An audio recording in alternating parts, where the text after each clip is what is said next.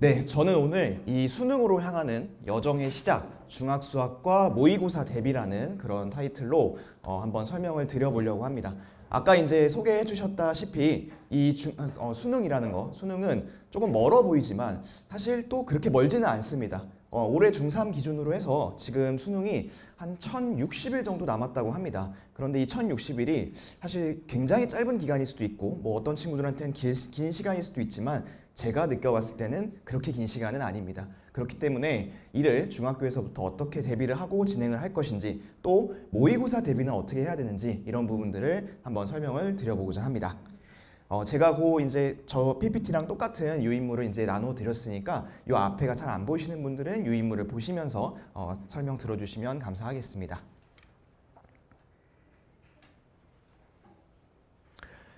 먼저 첫 번째로 이제 말씀드릴 거는 우선 이제 현재 수능은 어떻게 진행이 되고 있는지에 대해서 말씀을 좀 드리도록 하겠습니다. 이제 수능이 끝난 지가 한 달하고 오늘로 이제 4일차가 됐습니다. 11월 14일 날에 시행을 해서 이제 34일이 지났는데 올해 수능 같은 경우는 이제 이렇게 나왔다라는 거를 간단히 좀 말씀을 드려볼게요. 일단은 이제 그 표 혹시 보이시죠? 이 표가 뭐냐면요. 그 등급 컷이라는 겁니다. 들어보셨을 텐데 1등급을 맞으려면 몇 점을 맞아야 하는지에 대한 등급 컷입니다. 제가 이제 4가지의 점수를 갖고 왔는데요. 맨 아래쪽에 보이시는 게 작년 수능이고요. 그 다음에 다음 게 올해 6월 모의평가, 그 다음이 9월 모의평가, 그리고 마지막에 음영 처리된 게 이제 올해 수능의 등급 컷이라고 보시면 되겠습니다. 자, 2024년도 수능은 1등급 컷이 미적분 기준으로 76점이었습니다. 이 76점이라는 점수가 굉장히 높지는 않은 점수입니다. 이 4점짜리 기준으로 6개를 틀려도 1등급이 나온다는 이야기입니다. 그러면 다시 말해서 수능이 시험이 굉장히 어려웠다. 이렇게 이제 볼 수가 있겠습니다. 자, 그래서 이제 이러한 약간 뭐 비판적인 것도 있었고 수능이 너무 어렵다라는 것들이 이제 얘기가 나오다 보니 올해 6월 달에는 그래도 조금 쉽게 냈습니다. 하지만 등급 컷이 해봤자 4점 정도밖에 오르지 않았어요. 그래서 이 올해 6월에도 이제 봤을 때 이번 수능도 굉장히 불수능이겠구나 이렇게 이제 좀 생각을 하다가 평가원이 약간 이제 생각을 바꿔서 9월 달엔 좀 쉽게 내보자 했는데 이제 보시면 등급 컷이 92점으로 올라갔습니다. 너무 쉽게 낸 거죠. 그렇기 때문에 올해 이제 수능 같은 경우에는 이 6월과 9월에 적당히 한 중간 정도의 난이도로 나왔다. 이렇게 생각을 해주시면 될 것 같습니다. 자, 근데 이제 이 점수보다도 중요한 게 최근에 이제 트렌드인데요.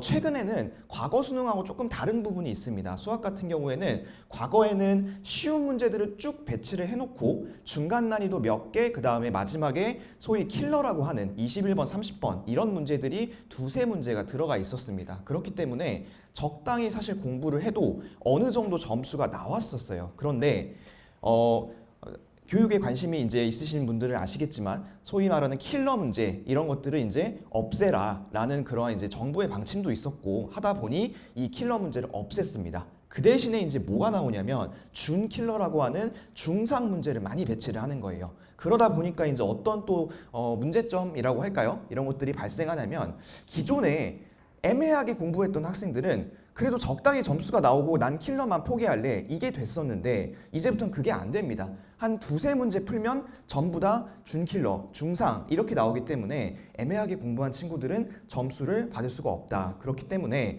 이 최상위권과 애매하게 공부한 2, 3등급, 3, 4등급 학생들의 어떤 체감 난이도가 굉장히 올라간 현재의 수능의 트렌드라고 보실 수가 있겠습니다.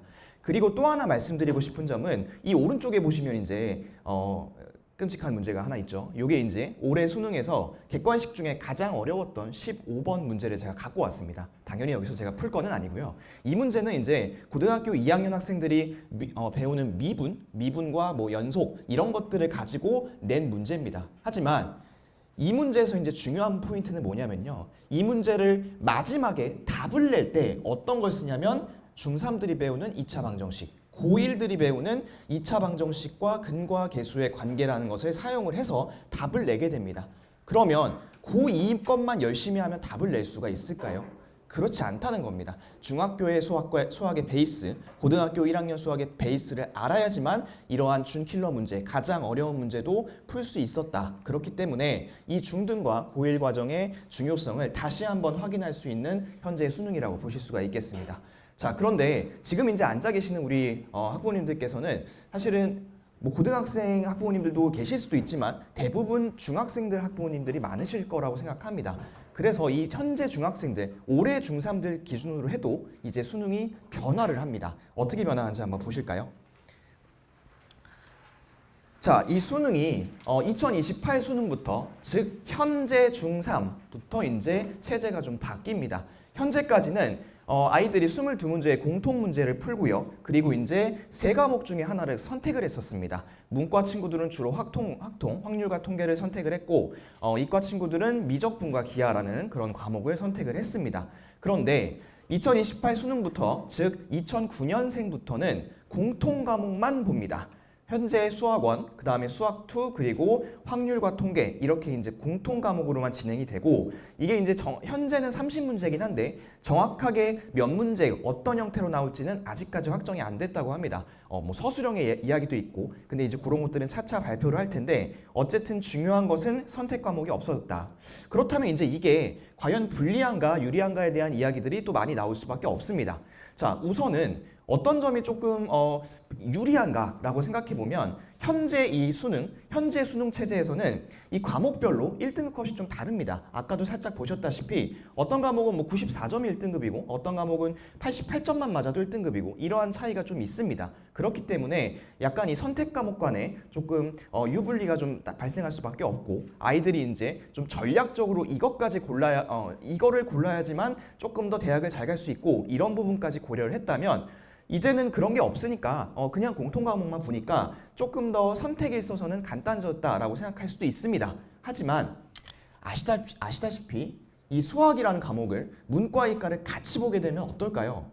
문과 학생들은 굉장히 불리할 수밖에 없습니다. 왜냐하면 이과 학생들이 올라오게 되면 나의 1등급은 날아갈 수도 있다. 나의 2등급, 3등급까지 내가 밀려날 수도 있다. 라는 굉장히 부담스러운 상황이 발생할 수도 있다는 겁니다. 그래서 제가 여기다 써놨다시피 등급과 이 표준 점수에서 부담이 늘어날 수 있다. 그렇다면 이과는 마냥 좋은가? 그렇지도 않습니다. 왜냐하면 이과 학생들 같은 경우에는 이제 과거에는 기하, 벡터 이런 과목까지 수능을 봤습니다. 그런데 지금은 확률과 통계까지 보게 되면 어떻게 보면 시험 범위가 많이 줄어든 겁니다. 그리고 미적분도 이제 어려운 미적분을 안 하기 때문에 이 아이들 입장에서는 시험 범위가 굉장히 축소가 되고 공부할 양이 좀 줄어들었다라고 할 수도 있습니다. 하지만 그러다 보니 이 변별력의 문제가 발생할 수도 있다는 거죠. 문제를 누구나 다 맞게, 누구나 한두 개밖에 안 틀리게 이렇게 낸다면 수학을 갖고서는 변별력을 발생시킬 수도 없다라는 그런 문제점이 생길 수도 있다는 겁니다. 하지만 이게 유리하든 불리하든 사실 이것은 상황적인 부분이고, 이거는 저희가 수험생들이 어떻게 할 수 없는 부분이잖아요. 그래서 이런 부분들을 미리미리 걱정하고 이걸 어떻게 해야 될까라고 고민하는 것보다 사실 제가 생각하는 거는 더 중요한 것은 중학교 때 수학을 얼마나 베이스에 만들어 놓는가, 그리고 얼마큼 내가 준비를 해서 가야지만 또 고등학교 때 입시가 어떻게 바뀌든 성적을 잘 받을 수 있는가, 이런 부분들을 이제 고민하는 것이 중요하다고 생각을 합니다. 그래서 제가 이제 다음 페이지에 보시면 복잡한 그림을 제가 하나 넣었습니다. 이거 만드는데 시간 되게 오래 걸렸어요. 이거 꼭 가져가셔서 버리지 마시고 이거 꼭 보관해 주세요. 제가 만들었어요. 조금 약간 제 자랑을 하자면, 자, 이거는 뭐냐면요, 중학교 1학년부터 고등학교 수학까지 모든 과목의 전 단원을 제가 다 넣은 겁니다. 그런데 여기 보시면 이제 색깔 칠해진 게 보이시죠? 이 색깔이 뭐냐면 비슷한 단원의 연계입니다. 같은 단원의 연계고, 그 다음에 화살표도 되게 많죠. 이 화살표는 뭐냐면 단원과 테마가 다르지만 그 단원을 알아야지만 이 단원을 풀 수 있는 약간의 연계성이 있는 그런 것들입니다. 그런데 얼핏 보시기에 다른 건 안 보여도 화살표가 엄청 많은 건 보이시죠? 그쵸? 그 다음에 색깔이 막 비슷한 게 많이 칠해져 있는 건 보이시죠? 이것은 무슨 의미를 뜻하냐면 앞에 거를 잘하지 못하면 뒤에 거에 계속해서 문제가 발생할 수밖에 없다는 겁니다. 즉, 우리 건물 지을 때 밑단부터 튼튼히 지어야지만 위에가 잘 올라간다 하잖아요. 그것처럼 밑에부터 부실 공사가 되면 결국에는 언젠가는 무너지고 힘들어질 수 있다라는 거를 이야기를 해드리고 싶습니다. 그럼 이제 이게 너무 많으니까 요거를 이제 간단하게 정리한 거를 제가 보여드릴 텐데, 어머님들께서는 요게 이제 두 개가 같이 있으니까 요거는 화면을 봐주시고 제가 아까 열심히 만든 이 그림은 그 유인물로 보시면서 한번 들어주시면 조금 더 이해가 빠르실 것 같아요. 자, 이 중학교 수학에서 제가 가장 중요한 핵심 테마 4가지 좀 뽑아봤습니다. 첫 번째는 그 유인물 그림상에 빨간색과 주황색으로 연결되어 있는 수체계와 다항식이라는 부분입니다. 이 부분은 어떻게 보면 배울 때는 굉장히 쉽습니다. 왜냐하면 정말 사칙연산이 많거든요. 뭐 정수와 유리수의 계산, 다항식의 곱셈 이런 정말 쉬운 것들이 많은데 사실 잘 아시다시피 열심히 계산 잘하고 아무리 미분 적분을 잘해도 마지막에 2 더하기 3을 6이라고 쓰면 그거는 틀린 거잖아요. 그렇죠? 그렇기 때문에 이 사칙연산은 정말 완벽해질 때까지 반복하고 또 반복해야 되는 그런 테마이기도 하고요. 또 하나는 뭐냐면 우리 학생들이 이제 초등학교 때는 귀엽게 자연수만 배웁니다. 1, 2, 3, 4, 5, 6, 7, 8, 9, 10 이렇게 하고 이제 다음에는 선생님 뭐 세요? 11이 뭐예요? 이렇게부터 시작을 하죠, 저희 아이들이. 근데 이제 중학교에 넘어가게 되면 마이너스라는 걸 배우고요. 그 다음에 분수가 나오는 유리수를 배우고 그리고 루트가 나오는 무리수를 배우고 파이나 이런 것들이 있는 실수를 배우고 마지막에 고등학교 때는 허수라고 하는 i까지 이 수체계가 굉장히 확장이 됩니다. 그렇다면 이 수체계 확장은 이제 뭐 어떤 의미냐면 문제를 풀 때 있어서 생각해야 될 조건이 더 많아진다는 이야기입니다. 그래서 예전에는 답이 1, 2, 3, 4, 5, 6, 7, 8, 90 중에만 있었다면 지금부터는 2분의 1도 생각해야 되고 마이너스 7분의 3도 생각해야 되고 파이도 생각해야 되고 루트 7도 생각해야 되고 여러 가지 조건이 복잡해진다는 그런 의미가 됩니다. 그래서 제가 첫 번째 테마로 잡아봤고요. 그 다음에 두 번째는 이거는 이제 그 수학을 잘 못하는 친구들도 또는 이제 뭐 잘하는 친구들도 마찬가지겠지만 굉장히 겁이 많이 들어가는 겁이 많은 좀 파트입니다. 방정식과 함수 나오기만 하면 벌벌 떨고요. 저는 함수 못합니다라고 하는 친구들 굉장히 많습니다. 자, 이 방정식과 함수는 2학년, 3학년 그리고 1학년도 마찬가지고 그리고 고등학교 1학년까지 1학기 과정의 핵심 중에 핵심입니다.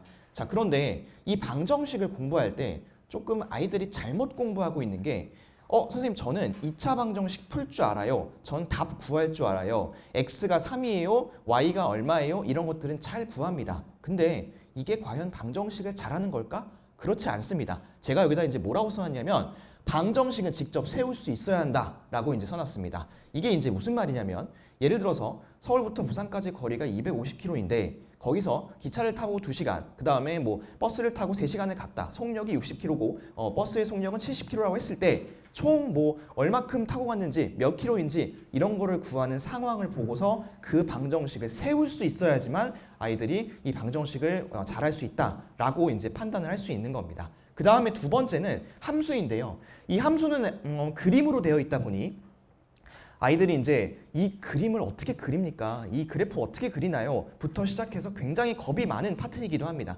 하지만 간단하게 설명드리면 방정식을 그림으로 나타낸 게 그냥 함수입니다. 그러면 방정식을 잘하면 당연히 함수를 잘할 수밖에 없겠죠. 그래서 이 함수는 방정식과의 관계성이 굉장히 중요하다라는 말씀을 드리고 싶습니다. 자, 그 다음에 이제 파란색으로 된 파트, 도형인데요. 요거는 집에 가셔서 아이들한테도 꼭 좀 얘기를 해주셨으면 좋겠어요. 정말 별표로 한 3개, 4개 쳐도 모자랄 만큼 중요합니다. 자, 이 중학교 도형은요. 매 학기 2학년, 매 2학기에 있습니다. 1학년 2학기, 2학년 2학기, 3학년 2학기까지 계속해서 도형이 나옵니다. 그런데 이 그림에서 이제 혹시 글씨가 보이시는 분들은 한번 봐주시면 좋을 텐데 고등학교를 넘어가면 따로 도형에 대해 다루는 단원이 없습니다. 도형에 대해서 즉 뭐 삼각형이 어쩌다 또는 뭐 외심과 내심이 어떻고 닮음이 어떻다 이런 내용이 이제 없습니다. 그러면 이 말은 무슨 말이냐? 이 중학교 때 배운 게 고등학교 3학년까지 들어간다는 소리입니다. 실제로 올해 수능 말고 작년 수능 같은 경우에는 어떤 문제가 이제 이런 문제가 있었어요. 이 다음 그래프에서 삼각형에서 이 점이 내심이라고 한다. 그랬을 때 블라블라블라블라블라 하고 그런 문제가 나왔었거든요. 그런데 아이들이 내심? 내심 고등학교 때 안 배웠는데? 라고 하면 이제 큰일 난다는 거죠. 이 내심은 중학교 2학년 2학기 때 나오는데 이런 도형들을 고등학교에서는 가르쳐주지 않습니다. 그리고 실제로 학교에 이제 고등학교 다니는 친구들한테 물어봐도 학교 선생님도 이렇게 얘기를 한대요. 너네 중학교 때 이거 배우고 왔지? 그러면 이거 특징 알지? 하고 가는데 아이들이 이해가 안 되는 거예요. 이게 왜 이렇게 되는데요? 하지만 이것들을 여러분 아이들이 도형을 2학년 때, 3학년 때 미리미리 정확하게 잘 배워놓고 써먹을 수 있다면 그러면 고등학교 때까지도 충분히 커버를 할 수 있다. 그런 내용이라는 겁니다. 해서 굉장히 중요한 파트 중에 하나고요. 마지막은 이제 제가 경우의 수를 뽑아봤습니다. 이 경우의 수라고 하는 거는 2학년 2학기 때 처음 등장을 하는데요. 요거는 이제 제가 작년까지는 솔직히 핵심까지는 아니라고 했었지만 이제 올해 설명을 드릴 때는 핵심이라고 말씀드리는 게 아까도 말씀드렸다시피 2028 수능부터는 이 경우의 수 확률과 통계가 기본 필수 과목으로 들어갑니다. 문과 이과 상관없이 전부 다 공부해야 되는 그런 과목이라는 거죠. 그렇기 때문에 이거는 정말 중요하다라고 할 수 있는데 이 경우의 수는 아이들한테 가르쳐 보면 가르치는 개념 자체는 굉장히 간단합니다. 어머님들도 이해하실 수 있을 텐데 두 가지밖에 안 가르쳐요. 두 사건이 관련이 있으면 곱해, 관련이 없으면 더하면 돼. 끝이에요, 개념이. 그런데 아이들한테 어떤 문제를 풀으라면 이런 문제를 풀으라 합니다. 9명이 엘리베이터에 탔어요. 그런데 4개의 층에 나눠서 내릴 거예요. 4개의 층에. 근데 그 내리는 경우의 수를 구하라는 거예요. 그러면 이게 얼마나 많을까요, 경우의 수가? 사람끼리 묶는 것도 있을 거고 몇 층에 내릴 건지 결정도 해야 되고 그렇기 때문에 이 경우의 수 같은 경우에는 개념은 간단하지만 상황의 판단 그리고 수학적인 논리력이 좀 많이 들어가는 그러한 파트라고 볼 수가 있겠습니다. 그렇기 때문에 굉장히 중요한 파트다라고 이제 말씀을 드릴 수가 있을 것 같습니다. 자, 그래서 이 중학교 수학까지 정말 핵심 테마로서 4가지 봤고요. 이렇게 이제 중학교 수학을 전부 다 공부를 하게 되면 이제는 고등학교 과정 그리고 이제 고등학교 과정에서의 모의고사를 준비를 또 해야 되는 그런 시기가 오게 됩니다. 자, 그렇다면 이 모의고사 대비는 과연 필수일지 선택일지 궁금해 하시는 분들이 많을 겁니다. 어떤 분들은 또 이렇게 얘기를 하세요. 이거 어차피 뭐 내신도 안 들어가고 수능은 뭐 고3 때 공부할 건데 내신만 집중해 라고 말씀을 하시는 분들도 있지만 저는 절대 아니라고 생각합니다. 제가 이제 여기 제목에다 놨다시피 내신과 수능 모두 모의고사 대비는 어떤 과목이든 필수다라고 말씀을 드릴 수 있을 것 같아요. 첫 번째는 중학교 시험에서도 모의고사가 나온다는 겁니다. 자, 지난번에 이제 이번에 최근에 2학기 기말고사의 얘기를 들어보면 한 구로구의 어떤 학교에서 이렇게 이제 했다고 합니다. 이 모의고사 고등학교 모의고사 30번 문제를 8개인가 10개를 갖다 모아가지고 아이들한테 줬대요. 30번이면 제일 어려운 문제거든요. 이 중에서 나 3개 낼 거다 라고 하고 아이들한테 준비를 시켰다고 합니다. 학교 시험에서 이렇게 나온다 했다고 합니다. 그래서 예전에는 센시를 열심히 3번만 풀면 4번만 풀면 100점이 나올 수 있어 라고 얘기할 수 있었다면 지금은 학교 시험에서조차도 이 모의고사가 나오기 때문에 필수적으로 공부를 하고 준비를 해야 되는 그런 거라고 생각합니다. 두 번째로는 이제 고1 3월 모의고사 우리 이제 학생들이 고등학교 1학년에 들어가면 3월 셋째 주 목요일 또는 수요일에 이제 모의고사를 볼 텐데 이 모의고사 같은 경우에는 어떻게 보면 고등학생들의 첫인상입니다. 우리 지금 중학교 그 성적이 ABCD로 나오는 건 아시죠? 제가 학교 다닐 때만 해도 다 이제 등수가 나오고 이랬었는데 요새는 그냥 ABCD만 나오고 성적표에는 안 나온다고 하더라고요. 그런데 이제 그것만 보고서 고등학교 선생님들이 판단이 안 됩니다. 왜냐하면 같은 A라도 다를 수 있다는 거예요. 99점인 A와 90점인 A는 좀 편차가 많이 날 수가 있습니다. 그렇기 때문에 이 학생들을 어느 정도 이제 중학교의 학력 수준이 되는지 고등학교 거를 이제 공부함에 있어서 수업의 잣대는 어떻게 난이도는 어떻게 가져가야 될 것인지 이런 것들을 판단하는 기준 중에 하나가 고1 3월 모의고사다. 이렇게 이제 말씀을 드릴 수가 있겠습니다. 마지막은 수능이 이제 올해로 한 30여 년 정도가 출제가 됐는데요. 정말 이제 형태가 많이 바뀌었습니다. 수학 같은 경우에는 뭐 A형, B형, 가형, 나형, 선택 과목, 그 다음에 통합 수능 이렇게 이제 많이 바뀌었는데 단 하나 변하지 않은 사실이 있어요. 뭐가 이제 변하지 않았냐면 출제는 항상 평가원에서 했다는 겁니다. 즉 다시 말해서 테마의 반복, 기출의 반복, 나온 거 또 나오고 어떻게 보면 몇 년 전 거에서 나왔던 거 계속해서 쓰고 하기 때문에 이 모의고사 준비는 정말 중요하다라고 제가 강조해서 말씀을 드리고 싶습니다. 그래서 올해죠. 올해 2024년에도 제가 저희 아이들 이제 모의고사 특강을 이제 진행을 했었는데 아이들의 반응이나 아니면 아이들이 이제 얻어가는 것들이 굉장히 많아서 내년에도 2025년에도 모의고사 특강을 진행을 하려고 합니다. 이 모의고사 특강은 이제 대략 어떻게 진행이 되냐면요. 아이들이 오면 수능과 정말 동일한 환경에서 문제를 풉니다.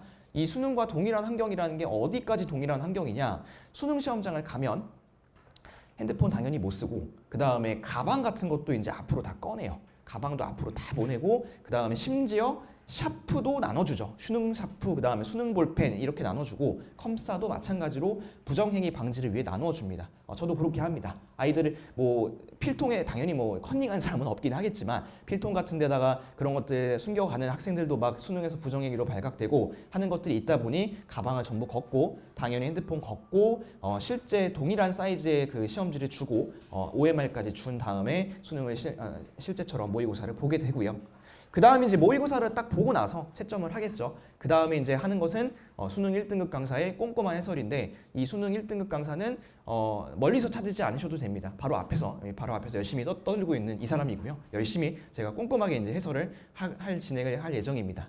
자, 그리고 이 해설을 듣는 것만으로 사실 충분하진 않아요. 이 해설을 듣고 나서 내가 뭘 틀렸고 어디서 잘못됐고 중학교 과정에서 뭘 더 해야 되고 그 다음에 이제 다음 시험에서 어떤 문제를 더 맞힐 수 있었고 지금 내가 실수로 틀린 거 무엇인지에 대한 성적표를 제가 요 특강이 끝날 때마다 항상 지급을 했었습니다. 그래서 이제 이 아래쪽에 보시면 요거는 실제로 이제 우리 학생이 받아가는 성적표입니다. 맨 왼쪽 같은 경우에는 이 학생의 이제 점수, 그 다음에 전국 단위 백분율, 그리고 뭐 반별 등수, 점수는 보지 말아주세요. 점수는 40몇 점인데 이때 조금 학생이 컨디션이 안 좋았었나 봐요.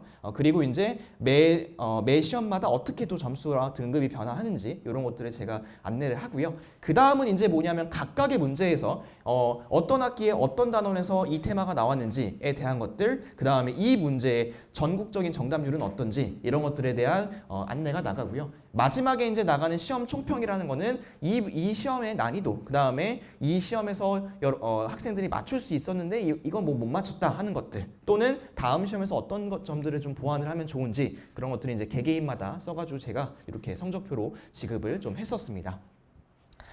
그래서 이 모의고사 특강은요.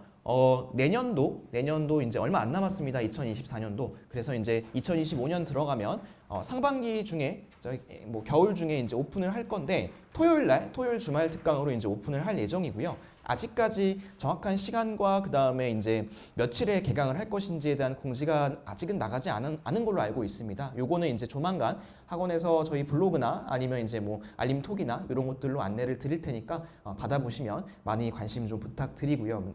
그리고 그 다음에 요거 말고도 제가 이제 주말 특강으로서 나중에 이제 테마별 특강이라 해서 아까 전에 제가 이제 중학교에서 중요한 4가지 테마 말씀드렸었잖아요. 이런 것들에 대한 테마별 특강도 준비를 하고 있으니까 많은 관심을 좀 부탁드리겠습니다. 이 모의고사 특강은요, 근데 이 고1 모의고사 같은 경우에는 중학교 과정 전체가 시험범위예요. 그러다 보니까 아무래도 중학교 과정을 모두 학습을 한 친구들이 들었을 때 조금 더 이제 효율적이고 더 수업을 따라오기가 용이하다, 이렇게 이제 말씀을 좀 드리고 싶고, 요거에 대한 자세한 문의는 이제 데스크 쪽에 해주시면 감사하겠습니다. 요거 말고 이제 제가 정규반도, 제가 맡고 있는 반도 간단히 말씀드리면 현재 3개 학년을 맡고 있습니다. 해서 예비 중3들 맡고 있고, 이제 내일부터 3학년 1학기 거 들어가는 중요한 시기고요. 이 친구들 같은 경우에는 이제 제가 매년 현재 중3을 맡고 있는데 중3학년 2학기는 제가 항상 여름 특강으로, 단기 특강으로 하고요. 이 학생들이 이제 고등학교 갈 때 대비를 좀 해줘야 되기 때문에 3학년 1학기 거 끝나고 나서 고등학교 과정을 같이 병행을 하는 그런 시스템으로 운영을 하고 있습니다. 그리고 이제 중학교 1학년은 이제 1학년 1학기 완전 개념 초반부터 제가 진행을 하고 있고, 마지막으로 정말 귀여운 친구들이에요. 이 친구들 초등학교 4학년 친구들, 대답도 잘하고 4학년 1학기 거부터 제가 열심히 또 가르치고 있는데 너무나도 다 중요한 친구들입니다. 중3 같은 경우에는 이제 내년 후년에 고등학교 입학을 준비해야 되고, 중1은 이제 이번에 또 교육과정이 살짝 바뀌어서 또 새로운 시작을 또 해야 되는 거고, 초사 같은 경우에는 저희 CNC 현재 수학에서 개설되어 있는 가장 어린 학년입니다. 그래서 어린 친구들까지 제가 두루두루 좀 수업을 하고 있다, 이렇게 이제 말씀을 드리고 싶습니다. 요거는 이제 저희 반이고, 요 반 말고도 정말 많은 레벨과 정말 많은 그러한 반들이 열려 있으니까 많이 문의해 주시고, 또 저희 뒤에 계시는 상담 실장님들께서 또 상담해 주실 테니까 많은 문의와 성원을 좀 부탁드리겠습니다. 자, 그렇다면 이제 제가 CNC에 대해서 조금 더 말씀을 드리고 마무리를 좀 지으려고 합니다. CNC는 아시다시피 아까도 이제 말씀을 해주셨는데 15,600명의 재원생을 갖고 있는 정말 큰 대형 학원이고요. 제가 알기로는 단일 지역 최다 재원생이라고 합니다. 전국에서. 그만큼 이제 큰 대형 학원인데 이 대형 학원에 맞는 시스템을 갖고 있다라고 말씀을 드릴 수가 있겠습니다. 레벨 테스트를 보고 나서 그냥 점수만 보고 진도만 보고 들어가는 그런 시스템이 아니고요. 정말 입체적인 상담을 진행을 합니다. 제가 이제 입체적인 상담이라고 표현을 드린 거는 아이의 성향, 성격적인 부분이 이 반에 들어갔을 때 또는 이 선생님과 배웠을 때 정말 맞을까에 대한 그런 부분까지 고민을 해서 그렇게 해서 이제 배정을 해주시고 어쩔 때는 가르치는 저도 이제 좀 놀랄 때가 있습니다. 이런 부분까지 고려를 해주셨구나 하는 부분까지도 상담 때 진행을 하게 되고요. 말씀드렸다시피 대형 학원이다 보니 학년별 수준별로 정말 다양한 반이 있다라는 거 이 부분을 말씀드리고 싶고 그리고 이제 전 재원생 대상으로 진단 평가를 실시를 합니다. 이 저희 본관뿐만 아니라 목동관, 프리미엄관 그리고 마곡에 있는 마곡관 곧 오픈하는 이제 고덕 쪽에 있는 햇세드관까지 해서 전부 진단 평가를 실시를 한 다음 이 학생들의 현재 전국 백분위 그리고 이제 이 학생들의 CNC 내에서의 어떤 순위 그 다음에 성취도 이런 것들을 정확하게 성적표로 전달드리고 있고요. 마지막으로는 내신 장학제도로 해서 아이들이 이제 학교 내신을 잘 봤을 때 학원비의 혜택 같은 것들을 진행을 하고 동기부여를 해주고 있습니다. 자, 그런데 이제 이 대형 학원이긴 하지만 저희가 이제 강사별로 전부 커리큘럼이 다를 만큼 정말 유연한 커리큘럼을 운영을 하고 있습니다. 왼쪽에 이제 보시면 이제 일반적으로 대형 학원이라 하면 몇 개월 안에 몇 던 과정을 다 마치고 이렇게 이제 보통을 진행을 합니다. 진도를 쭉쭉 빼주고 이렇게 하는데 사실 그거는 학원이 진도를 나가는 것이 우리 아이가 그 과정을 다 100% 습득했다고 할 수가 없잖아요. 그렇기 때문에 무조건 이제 진도만 나가는 것이 아니라 진도, 반복, 현행 이런 것들을 정말 황금비를 맞춰서 강사별로 다양한 커리큘럼으로 진행을 하고 있다라고 이제 말씀을 드리고 싶고 실제로 이제 저 같은 경우에도 제가 이제 자체 교재를 쓰고 있을 만큼 저희는 커리큘럼 자체가 굉장히 자유롭게 이루어지고 있다라고 말씀드리고 싶습니다. 마지막으로 또 CNC를 많이 선택해 주시는 이유 중에 하나가 또 확실한 피드백이 빠질 수가 없겠는데요. 우리 선생님들께서 정말 문자와 전화 피드백 꼼꼼하게 주시려고 노력을 하고 있고 그리고 이걸 뭐라고 표현해야 될까요? 이 색깔 칠해되어 있는 삼각형? 네, 요거 이 밑에 있는 두 개. 요거는 이제 저희 반에서 하고 있는 건데 저는 이제 모든 수업을 다 녹화를 해서 유튜브에다가 제가 올리고 있습니다. 제가 그래도 구독자는 작긴 하지만 유튜버입니다. 170명밖에 없긴 한데 어쨌든 거기에 이제 제 강의들을 전부 다 제가 올리고 있고요. 그 다음에 이제 우리 아이들이 보통 숙제할 때 수요일이 학원 가는 날이다 하면 이제 이렇게 숙제를 하죠.